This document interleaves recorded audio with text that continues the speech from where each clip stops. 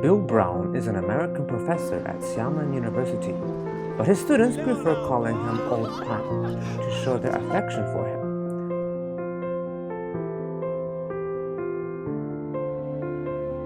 In 1988, the Brown family came to Xiamen to study Chinese.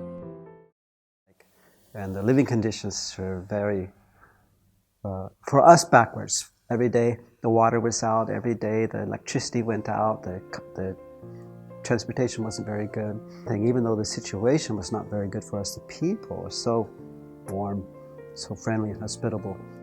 Before coming to China, Bill discovered China Reconstructs, the magazine whose name later changed to China Today in 1990 at a bookstore in Los Angeles' Chinatown. Through the magazine, he learned a lot about China. After Bill came to Xiamen for the first time, he quickly fell in love with China and became a foreign teacher at Xiamen University. In order to get acquainted with the real China, Bill decided to travel around China in his own way. And then in '94 we drove all around. We drove up the coast to Hangzhou, Suzhou, Nanjing, up the coast, up Qingdao, over to Beijing, down to Xi'an, to Qinghai, Tibet, down through Yunnan, so pretty much most of the country. And I don't know how many cities, but it took 3 months, 40,000 kilometers, and the roads were so bad.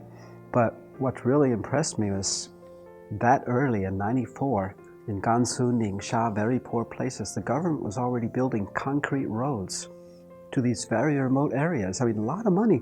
And they had schools and a small hospital, and they had electricity.